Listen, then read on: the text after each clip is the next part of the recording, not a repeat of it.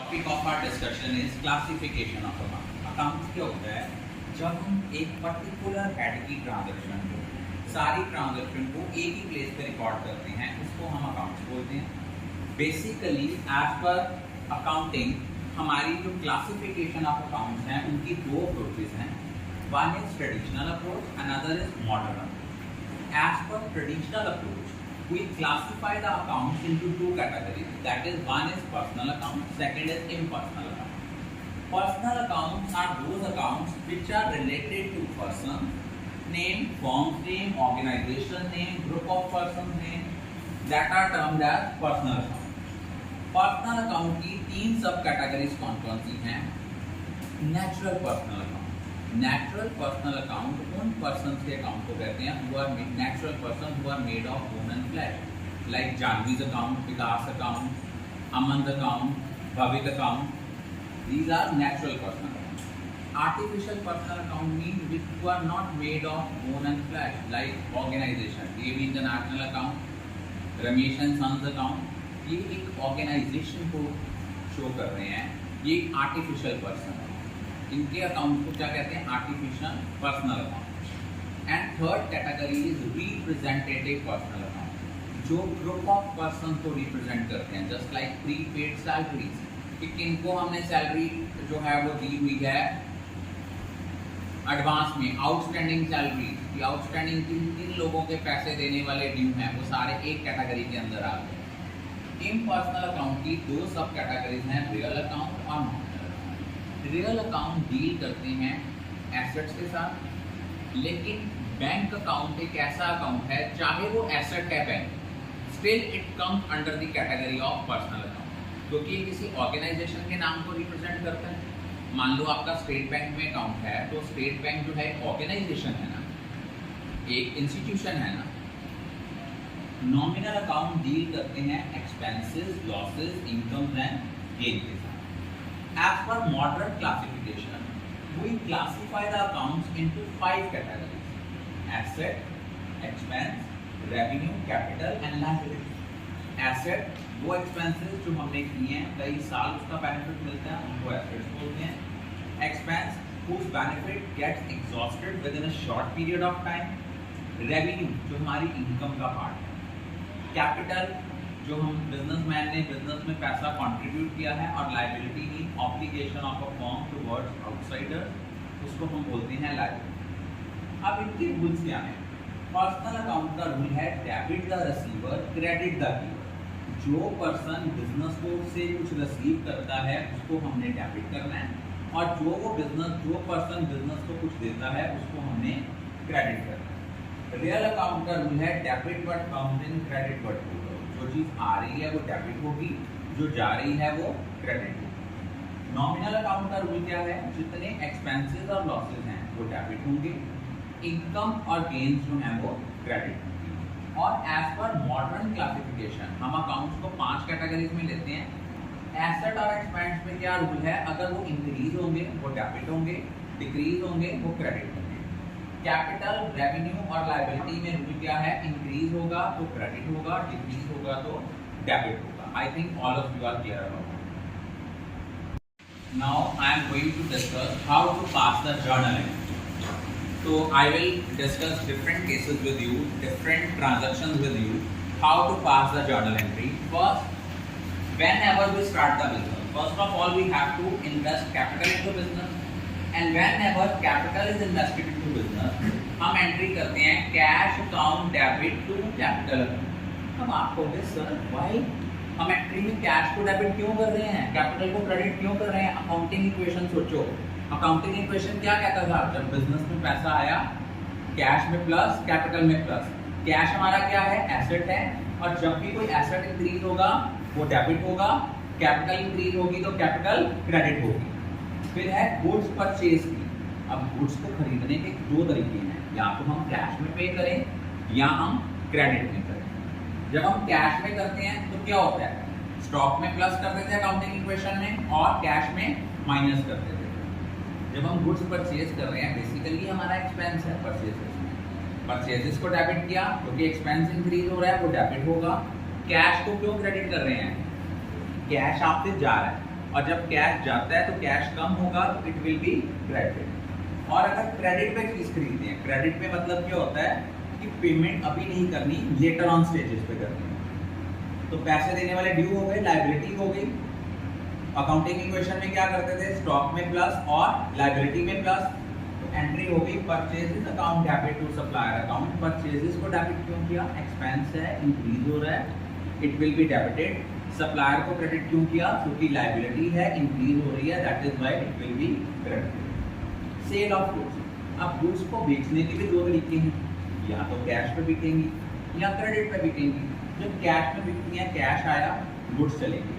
Cash आपका increase हो रहा है, एसेट इंक्रीज होगा, it will be debited. Sales को क्रेडिट क्यों किया, क्योंकि सेल्स बेटा आपका रेवेन्यू है, इनकम है, रेवेन्यू एक तरह का है, और जब भी रेवेन्यू में इंक्रीज होता है वो हमेशा क्या होता है, क्रेडिट होता है। उसके बाद जब क्रेडिट पे चीजें बेची हैं, मतलब पेमेंट आनी है, बाद में आनी है। कस्टमर से पैसे लेने वाले ड्यू हो गए, कस्टमर को डेबिट किया, ये हमारा एसेट है, इंक्रीज हो रहा है, इसलिए हम कस्टमर के अकाउंट को डेबिट करेंगे। और सेल्स को क्रेडिट क्यों करेंगे, सेल्स आपका रेवेन्यू है, रेवेन्यू इंक्रीज होगा, then it will be credited. अगर कोई पर्टिकुलर एक्सपेंस पे किया, तो एंट्री होती है expense account debit to cash और बैंक। एक्सपेंस क्यों डेबिट हुआ, एसेट एक्सपेंस इंक्रीज हो रहा है, वो डेबिट होगा। कैश आपसे कम हो रहा है, एसेट कम हो रहा है, then that's why it will be credited. I think all of you are clear. Welcome to my YouTube channel Vikas Sir Accountancy Amritsar.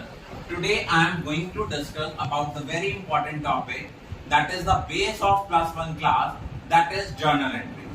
On the demand of the student, today I am going to discuss certain important journal entries. बेटा journal entries क्या होती हैं? Journal entries जो है ये first step है accounting का। सबसे पहले हम identify करते हैं, आइडेंटिफाई करने के बाद फाइनेंशियल ट्रांजैक्शंस को रिकॉर्ड करते हैं। अब आपको पता है कि जब भी आपने जर्नल एंट्रीज करनी है, आपने अपने माइंड में ये रखना है कि हमारे पास दो तरह की अप्रोचेस हैं, one is traditional approach, another is the modern approach. और as per traditional approach we classify the accounts in two categories, personal and impersonal. Personal की फर्दर तीन सब कैटेगरीज कौन सी हैं, natural personal account, artificial personal account and representative personal account. Whereas in case of impersonal account, it can be further subclassified into two categories. One is real account, another is nominal account. Real account deal with tangible and intangible assets, and nominal account deal with expenses, losses, incomes and gains. अब देखो पहली entry दी हुई है goods given as charity. अब मैंने अभी आपके साथ डिस्कस करना है मॉडर्न अप्रोच। मॉडर्न अप्रोच के अकॉर्डिंगली हम लोग अपने अकाउंट्स जो हैं इसको हम क्लासिफाई करते हैं 5 कैटेगरीज में। वो 5 कैटेगरीज कौन सी हैं, एसेट, एक्सपेंस, और अगली 3 कैटेगरीज हैं कैपिटल, लायबिलिटी एंड रेवेन्यू। एक चीज याद रखना, एसेट और एक्सपेंस अगर ये इंक्रीज होंगे तो बेटा जी ये डेबिट होंगे, डिक्रीज होंगे तो क्रेडिट होंगे। कैपिटल, लायबिलिटी और रेवेन्यू अगर ये इंक्रीज होंगे तो क्रेडिट, डिक्रीज होंगे तो डेबिट।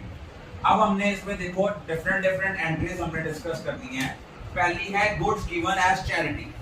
चैरिटी आपका एक्सपेंस है, इसलिए हमने चैरिटी को डेबिट करना है, और टू परचेजेस गुड्स आपसे जा रही हैं। Goods given as free sample, advertisement है, एडवर्टाइजमेंट आपका एक्सपेंस है, इसको डेबिट करना है, गुड्स जा रही हैं, गुड्स को क्रेडिट करना है। Depreciation charge on machinery, depreciation हमारा एक्सपेंस है, एक्सपेंस इंक्रीज होगा तो हम इसको डेबिट करेंगे, और एसेट कम हो रहा है इसलिए हम इसको क्रेडिट करेंगे। Interest on capital, interest on capital हमारा एक्सपेंस है, इसलिए इंटरेस्ट ऑन कैपिटल डेबिट होगा, लेकिन कैपिटल को क्रेडिट क्यों करेंगे, क्योंकि इससे आपकी कैपिटल इंक्रीज होती है, that is why it will be credited. Interest on drawing, ये ड्राइंग का पार्ट है, ड्राइंग इंक्रीज होगी वो डेबिट होगी। इंटरेस्ट ऑन ड्राइंग बिजनेस की इनकम है, और जब भी कोई इनकम इंक्रीज होती है उसको हम क्रेडिट करते हैं। Outstanding salary, salary due but not yet paid.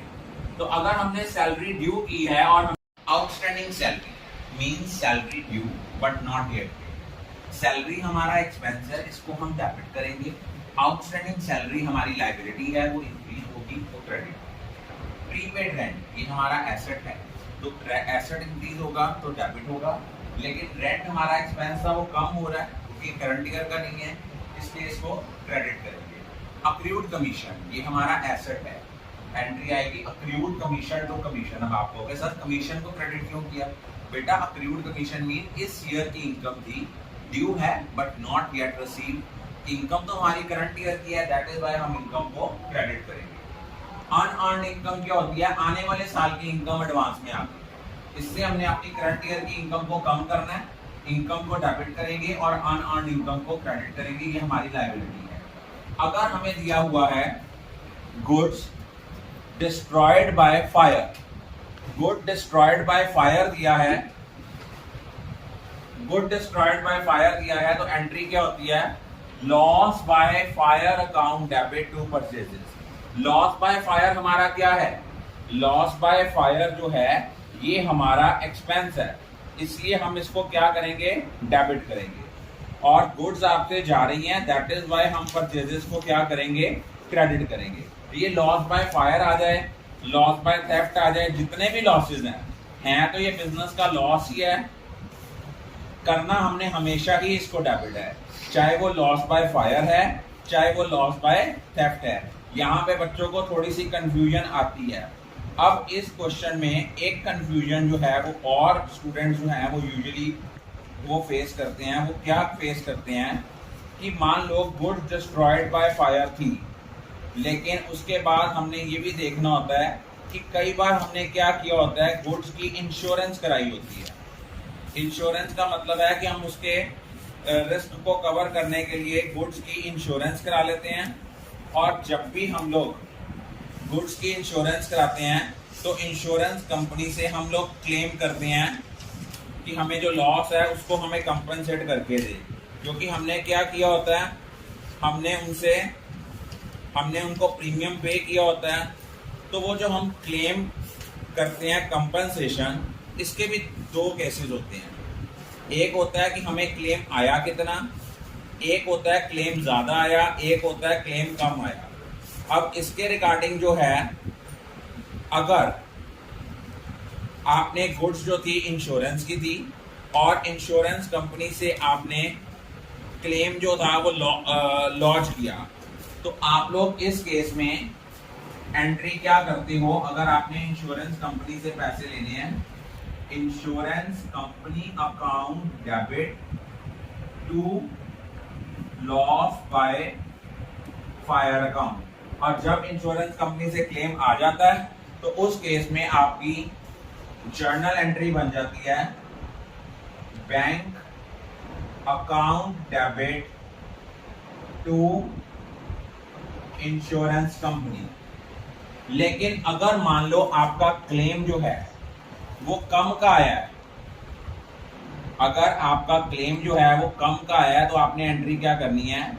आपने इसको लिखना है बैंक अकाउंट डेबिट, जितना क्लेम नहीं आया उसको प्रॉफिट एंड लॉस में ट्रांसफर करना है, टू इंश्योरेंस कंपनी। टू आपका जो है वो क्या आएगा? To insurance company. अब ओपनिंग एंट्री क्या होती है? ओपनिंग एंट्री होती है जब हम पिछले साल के एसेट्स और लायबिलिटीज के बैलेंसेस को ब्रॉड फॉरवर्ड करते हैं। बेसिकली वैसे तो ये एंट्री बैलेंस होती है, लेकिन कई बार क्या होता है कि आपने पिछले सालों के एसेट्स और लायबिलिटीज को ब्रॉड फॉरवर्ड किया है, आपका डेबिट और क्रेडिट का टोटल नहीं मिलता, हो सकता है सारे साल के एंड में आपने बिजनेस परचेज किया हो। हम लोग क्या करते हैं? एसेट को डेबिट करते हैं, लायबिलिटी को क्रेडिट करते हैं और कैपिटल को भी क्रेडिट करते हैं।